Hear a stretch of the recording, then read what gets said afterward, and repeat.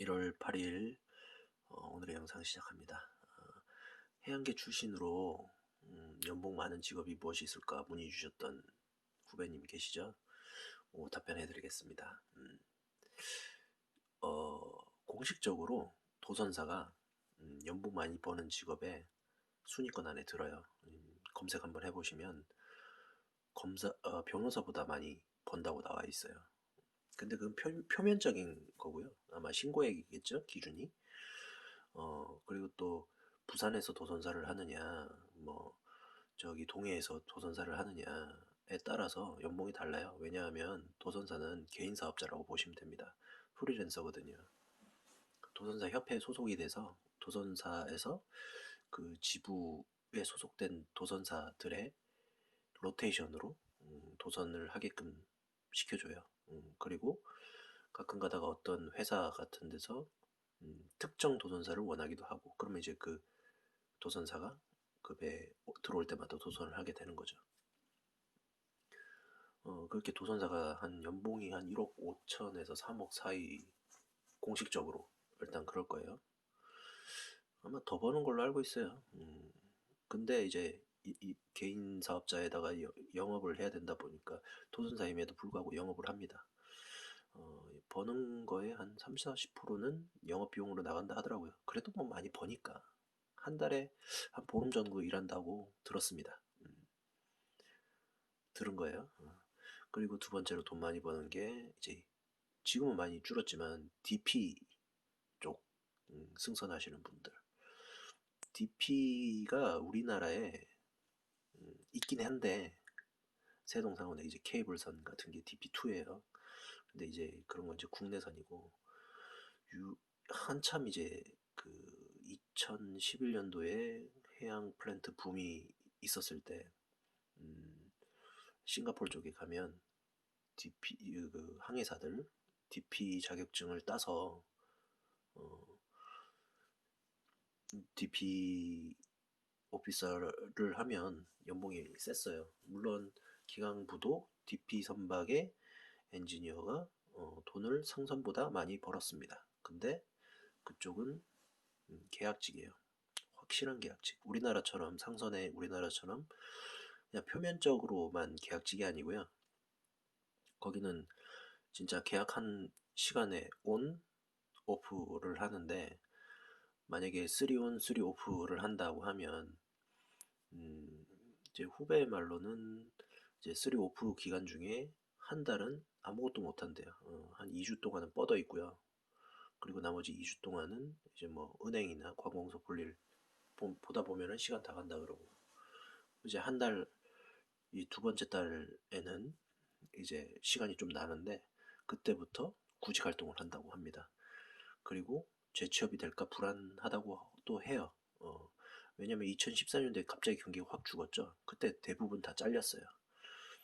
왜냐하면 DP 선박이나 뭐 이런 해양 플랜트 쪽은 자국민 우선을 많이 한다고 하더라고요. 아참, 그리고 항해사들은 영어를 진짜 잘해야 됩니다.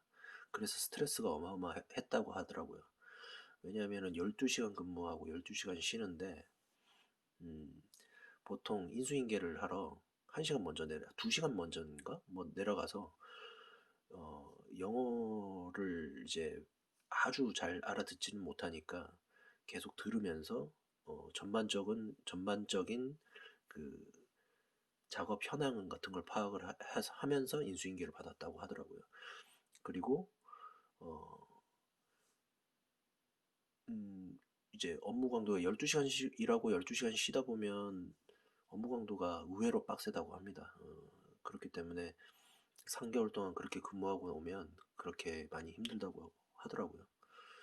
그리고 DP 엔지니어는 제가 주변에서 잘 못 봤는데 있긴 있습니다. 근데 되게 뭐 경로라던가 이런 거 찾기가 어렵죠. 싱가포르 쪽에 가면 DP 선박들이 있어요.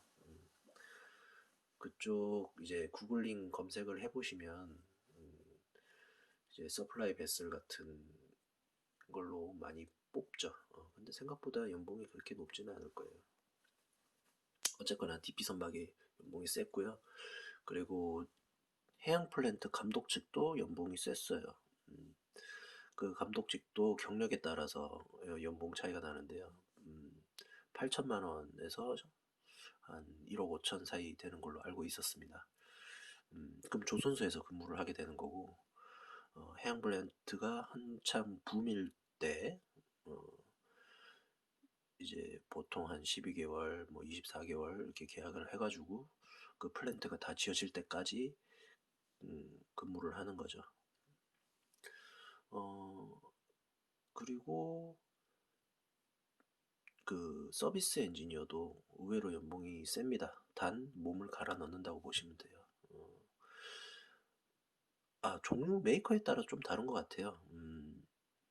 진짜 뭐 ABB나 이런 그쪽이 이제 아지무스 쪽 뭐 프로그래밍 엔지니어 같은 경우에는 한 1억 5천 정도 받는 것 같더라고요. 음, 근데 이제 그때 엔지니어 얘기 들어보면 싱가포르에서 한 1억짜리 교육을 받았다고 하더라고요. 그래도 시험을 쳐야 되는데 3명 중에 자기만 붙었었다. 뭐 그렇게 얘기를 하는데 배를 내리고서도 열심히 공부를 하셔야 그렇게 됩니다. 제 동기, 그러니까 이제 목포양대학교 동기였는데 그 친구는 저 롤스로이스에서 음, 윈치 쪽으로 하다가 뭐 운이 좋게 뭐 아지무스 쪽으로 빠졌나 보더라고요.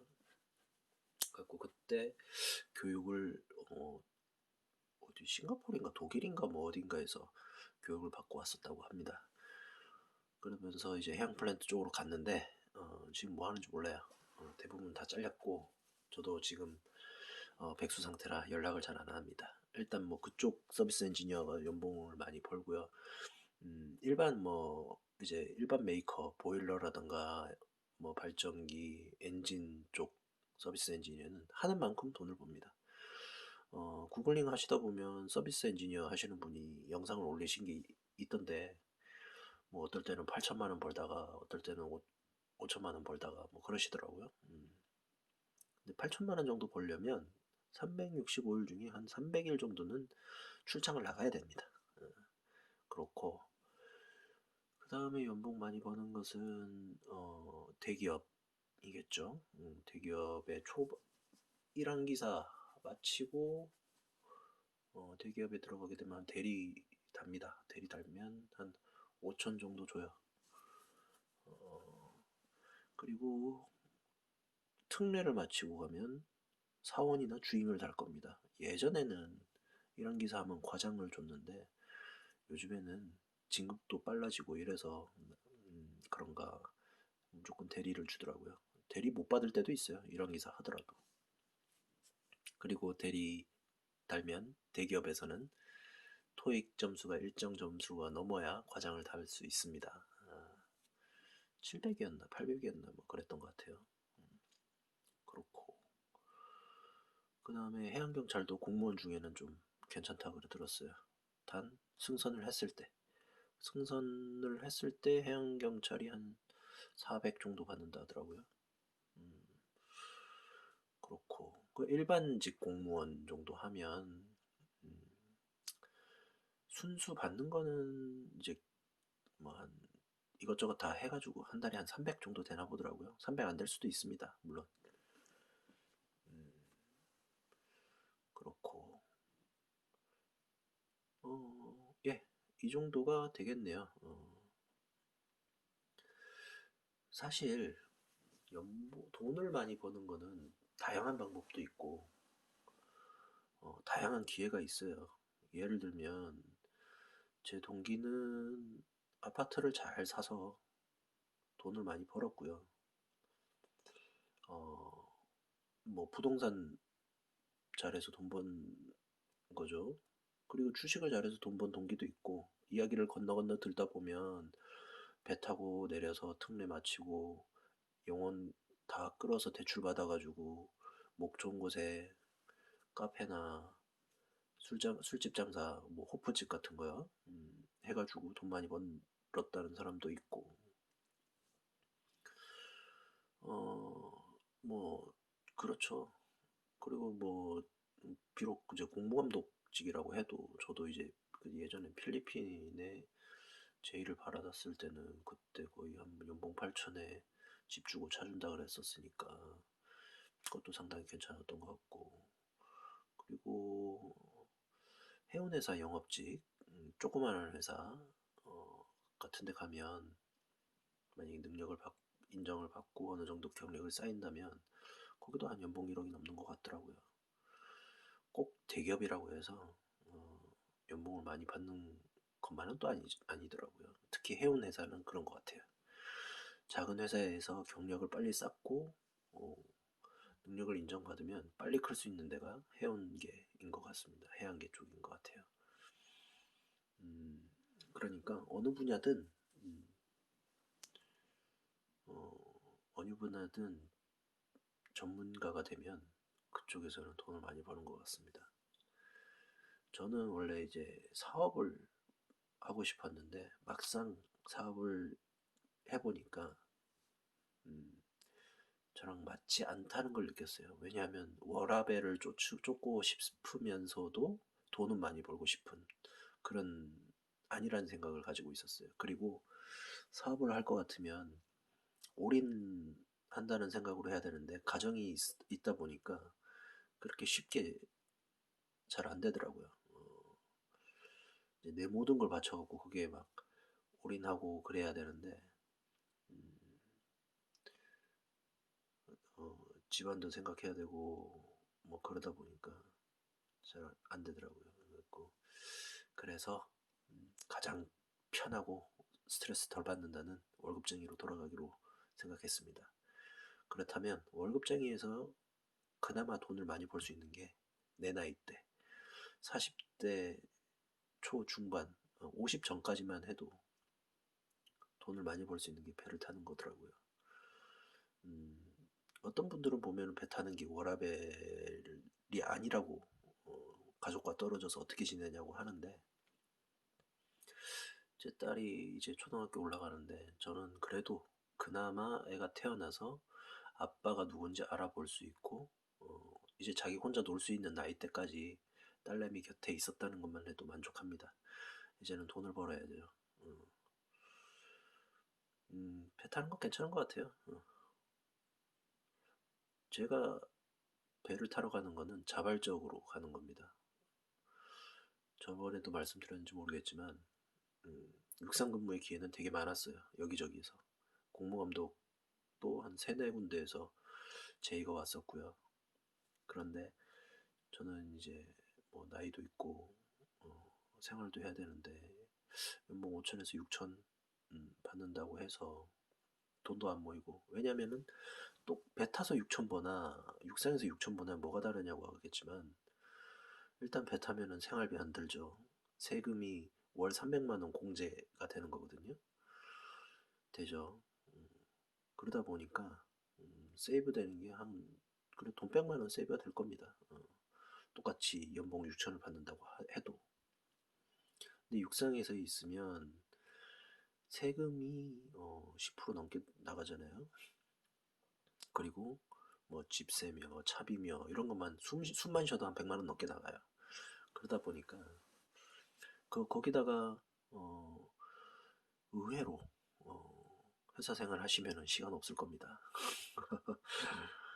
그래서 저는 육상 생활은 안 하려고 합니다. 아, 특히나 또 하나 더 있다. 너무 앉아 있으니까 몸으로 하는 일을 하고 싶더라고요. 근데 막 서비스 엔지니어 같은 경우는 시간에 쫓기고 그러다 보니까 싫고요. 워라밸을 지키면서 스트레스 덜 받으면서 연봉 많이 벌 수 있으면서 나의 전문 지식을 쓸 수 있는 곳은 승선이더라고요. 짧게 설명한다고 했는데 벌써 14분이 넘어갔네요. 어떻게 도움이 되셨나요? 어, 또 다른 질문 남겨놓으시면 답변해드리겠습니다. 오늘도 수고하셨습니다. 안녕.